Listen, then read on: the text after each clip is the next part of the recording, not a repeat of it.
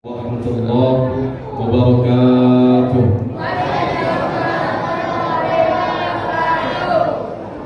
Bismillah, tawakkaltu ala Allah, syahadatu an la ilaha illallah wa anna Muhammadan Rasulullah, wa iqamis shalah wa ita'iz zakata wa hajjal bait wa shaum Ramadan. Asyhadu an la ilaha illallah wahdahu la syarika lah wa asyhadu anna sayyidana wa nabiyyana wa habibana wa dhurriyyatina wa maulana Muhammad. Allahumma salli wa sallim wa barik ala sayyidina Muhammad wa ala alihi sayyidina Muhammad. Amma ba'du, fa ya ayyuhal hadirun rahimakumullah, ittaqullaha haqqa tuqatih wa la tamutunna illa wa antum muslimun. Qala Allah Ta'ala fil Qur'anil Karim, na'udzu billahi minasy syaithanir rajim. Bismillahirrahmanirrahim. Ya ayyuhalladzina amanu kutiba 'alaikumus siyam kama kutiba 'alal ladzina min qablikum la'allakum tattaqun. Shadaqallahul 'azim. Shadaqa Rasulun Nabiyyul Karim, wa nahnu 'ala dzalika minasy syahidin wasyakirin walhamdulillahi rabbil alamin. Bapak Ibu jamaah salat tarawih yang insyaallah dirahmati Allah Subhanahu wa taala, bersyukur kita kepada Allah Subhanahu wa taala dengan mengucapkan alhamdulillah atas segala nikmat yang senantiasa Allah berikan kepada kita selaku hamba. Nikmat iman, nikmat Islam, nikmat kesempatan dan lain-lain sebagainya. Pada akhirnya kita adalah orang-orang yang terpilih, orang-orang yang dipilih, orang-orang yang diizinkan untuk menjalankan kewajiban ibadah puasa di bulan suci Ramadan di antara orang-orang yang lainnya. Barangkali ada di luar sana orang yang sehat secara fisiknya tetapi tidak mampu untuk menjalankan kewajiban di bulan suci Ramadan. Barangkali di luar sana ada orang-orang yang sehat secara jasmaninya, sehat secara rohaninya, akan tetapi tidak mampu menjalankan kewajiban di bulan suci Ramadan. Maka kita adalah orang-orang yang terpilih, orang-orang yang kata Allah adalah orang-orang yang beriman, yang menjalankan ibadah puasa dengan tujuan untuk memperoleh pendidikan la'allakum tattaqun.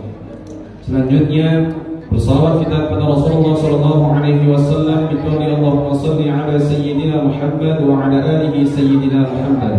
Mudah-mudahan dengan senantiasa kita memperbanyak diri bersalawat kepada Rasulullah sallallahu alaihi wasallam, khususnya kita, kedua orang tua kita, keluarga kita, sahabat kita, kerabat kita, saudara-saudari kita, karena nanti oleh Rasulullah sallallahu alaihi wasallam diakui sebagai umatnya dan diberikan syafaat. Allahumma amin ya rabbal alamin. Bapak Ibu yang dimuliakan Allah Subhanahu wa taala, wabil khusus kepada para imam, para alim, para ulama, tokoh agama, tokoh masyarakat, pengurus masjid yang mohon maaf dalam hal ini tidak bisa akan disebutkan satu persatu. Mudah-mudahan senantiasa dalam lindungan curahan kasih sayang Allah Subhanahu wa taala. Ibu sehat, Bu? Bapak sehat? Puasa hari ini, Bu? Pagi tadi sahur? Pagi tadi sahur, Bu? Bapak sahur pagi tadi, Pak? Kalau pagi tadi sahur, berarti puasanya patut dipertanyakan. Iya, masa puasa sahurnya pagi-pagi? Kapan sahurnya pagi itu? Saat sebelum datangnya Ramadan. Di mana Ramadan jangan sahurnya pagi-pagi. Kalau sahurnya pagi-pagi berarti puasanya dipertanyakan. Bapak Ibu yang dimuliakan Allah Subhanahu wa taala, tidak banyak yang saya bicarakan, tapi ada beberapa hal yang saya sampaikan berkaitan dengan perjalanan puasa seorang hamba. Kalau Ramadan ini adalah bulan pendidikan, berarti kita semua menginginkan mendapatkan peringkat terbaik setelah berakhirnya Ramadan. Kalau Ramadan ini adalah bulan pendidikan dalam suatu lembaga, pasti tidak ada satupun orang yang mau mendapatkan peringkat terakhir dalam pendidikan tersebut. Pasti semuanya ingin dapat peringkat 1. Maka peringkat itu bisa diperoleh dalam konteks puasa di bulan Ramadan. Apa yang harus kita lakukan? Maka perlu kita perhatikan beberapa hal yang bisa menyempurnakan ibadah puasa kita. Mengapa ini perlu? Karena ingat, banyak nanti orang-orang yang mana setelah berakhirnya Ramadan hanya mendapatkan rasa haus dan lapar dari apa yang mereka lakukan pada bulan Ramadan. Maka jangan sampai orang-orang yang dimaksud itu adalah diantaranya kita, na'udzubillah tsumma na'udzubillah. Maka perlu kita perhatikan beberapa hal, di antaranya yang pertama, yang harus kita perhatikan adalah pada saat kita melakukan ibadah sahur. Barangkali kita sudah 8 hari menjalankan ibadah puasa. Sejatinya tubuh kita ini sudah terbiasa untuk melakukan aktivitas puasa selama kurang lebih 12 jam lamanya. Maka jangan sampai kebiasaan tubuh menjalankan ibadah puasa membuat kita lalai, enggan, tidak mau, tidak ingin melakukan ibadah sahur. Karena dalam suatu hadis dikatakan, mintalah tolong kalian dengan makan sahur untuk berpuasa di siang hari dan tidurlah menjelang waktu zuhur untuk terbangun di malam hari. Jadi jangan sampai kebiasaan tubuh ini membuat kita lalai atau tidak ingin melakukan ibadah sahur. Padahal sahur itu adalah salah satu ibadah yang dianjurkan supaya tubuh kita itu menjadi lebih sehat, menjadi lebih kuat dalam melakukan aktivitas berpuasa selama kurang lebih 12 jam lamanya. Apapun itu, entah dengan air putih, makan dan seterusnya, yang terpenting jangan sampai kita mengabaikan atau lalai. Yang mentang-mentang ba'da tarawih kita sudah baca niat puasa, begitu dibangunkan oleh pengurus masjid atau para remaja masjid untuk melakukan ibadah sahur, makan sahur, kita enggan melakukannya. Maka sahurlah di penghujung waktu, itu jauh lebih baik supaya kita lebih kokoh, lebih kuat, lebih sehat untuk melakukan ibadah puasa. Yang pertama, yang kedua yang harus kita perhatikan adalah waktu berbuka kita. La yadulun nas bi khairi ma'ajjalil fitr, bahwa sesungguhnya orang-orang senantiasa berada dalam kebaikan manakala mereka menyegerakan berbuka. Jadi jangan mentang-mentang kita sudah kuat karena 8 hari kita sudah dilatih, terbiasa, beduk maghrib pun kita abaikan, tak mau berbuka, langsung pergi ke masjid, langsung melakukan ibadah sholat berjamaah dan lain-lain sebagainya. Buka dulu, batalkan dulu dengan apapun itu, entah dengan air manis, entah dengan air putih, entah dengan kurma dan seterusnya. Maka batalkan dulu puasanya supaya kita termasuk dalam golongan orang-orang yang menyempurnakan puasa itu sendiri. Lalu yang ketiga, apa yang harus kita perhatikan? Yang harus kita perhatikan adalah ibadah malam. Apa itu? Istiqomah dalam menjalankan sholat tarawih. Bapak Ibu yang dimuliakan Allah Subhanahu wa taala, penting ini disampaikan. Apa tujuannya? Jangan sampai di dalam diri kita ini tertanam sifat, tertanam niat menjadikan tarawih ini sebagai suatu formal, menjadikan tarawih ini sebagai suatu fenomena. Apa itu fenomena? Fenomena itu awalnya ramai orang yang berminat, ramai orang yang berkerumun, ramai orang yang berkunjung. Tapi lama-kelamaan seiring zaman waktu, seiring terkikisnya waktu, fenomena itu semakin berkurang peminatnya. Maka jangan sampai kondisi itu terjadi oleh diri kita dalam melaksanakan ibadah sholat tarawih atau sebagai suatu formalitas.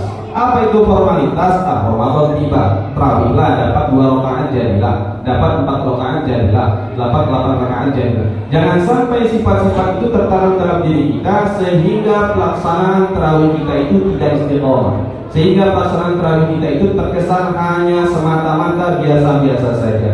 Na'udzubillah, tsumma na'udzubillah. Bapak Ibu yang dimuliakan Allah Subhanahu wa taala. Lalu yang keempat yang harus kita perhatikan adalah lisan kita. Man lam yada qawla dzuri wal 'amali falaysa lillahi hajatan an yada'a ta'amahu wa syarabahu. Barang siapa yang tidak meninggalkan perkataan dusta atau bahkan malah melakukannya, maka Allah tidak butuh rasa haus dan lapar dari apa yang mereka katakan. Bibir kita ini kelihatannya cantik, ada bibir atas, ada bibir bawah, ada giginya yang menutupi, di tengah-tengahnya ada lidah. Kalau berbicara itu Masya Allah luar biasa.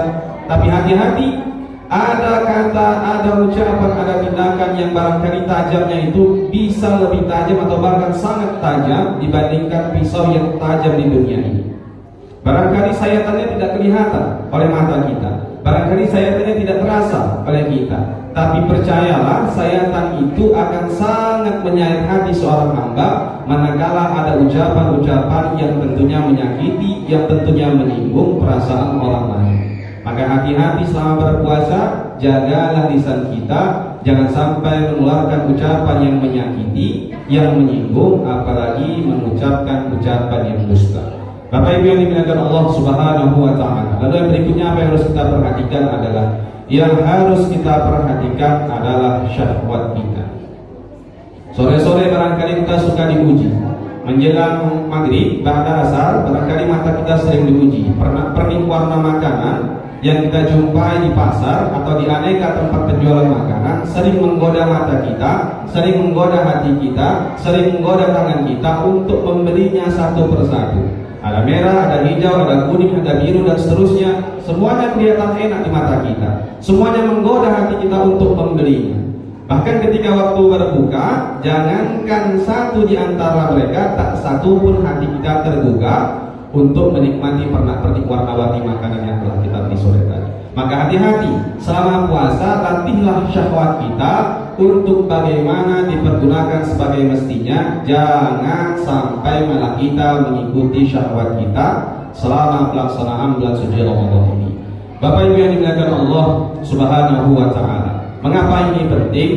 Karena supaya kita menjadi orang-orang yang beruntung. Siapa itu orang-orang yang beruntung? Orang yang kata Rasulullah SAW, hari ini lebih baik daripada hari-hari sebelumnya. Maka jadikan Ramadan tahun ini 1445 Hijriah ini harus lebih baik daripada Ramadan tahun sebelumnya yang telah kita lalui. Dari puasanya harus lebih baik, dari ibadah malamnya harus lebih baik, dari mengajinya harus lebih baik, tadarusnya, tarawihnya, dan lain-lain sebagainya harus lebih baik daripada tahun-tahun sebelumnya. Supaya apa? Supaya kita jadi orang yang beruntung. Siapa itu orang yang beruntung? Orang yang oleh Allah Subhanahu wa taala diberikan predikat la'allakum tattaqun. Tapi kalau Ramadan tahun ini itu sama dengan Ramadan tahun-tahun sebelumnya, maka kita terkategori orang-orang yang merugi. Bahkan kalau Ramadan tahun ini lebih jelek, naudzubillah, daripada Ramadan tahun sebelumnya, maka kita adalah golongan orang-orang yang celaka, orang-orang yang dilaknat Allah Subhanahu wa taala. Naudzubillah, tsumma naudzubillah. Bapak Ibu yang dimuliakan Allah Subhanahu wa taala, kiranya mudah-mudahan ini dapat menjadikan gambaran kepada kita tentang bagaimana harusnya kita bersikap, tentang bagaimana harusnya kita berperilaku selama kita diberikan kesempatan oleh Allah Subhanahu wa taala berada di bulan yang penuh dengan kemuliaan. Jangan sampai makin di penghujung Ramadan malah membuat hati kita semakin kendor. Jangan sampai di penghujung Ramadan malah membuat kita semakin malas beribadah kepada Allah Subhanahu wa taala. Padahal semakin masuk penghujung Ramadan, semakin banyak kemuliaan-kemuliaan yang Allah berikan kepada hamba-hambanya. Maka rugi semangat di awal tapi di ujungnya melempem. Harusnya semangat di awal, di ujung makin semangat. Mudah-mudahan kesehatan senantiasa membersamai kita. Mudah-mudahan rahmat Allah Subhanahu wa taala senantiasa tercurah kepada kita. Allahumma amin ya rabbal alamin. Akhirnya aku minta maaf atas segala hal yang tidak diinginkan, ucapan yang kurang berkenan. Kepada Allah saya mohon ampun. Akhirul kalam. Assalamualaikum warahmatullahi wabarakatuh.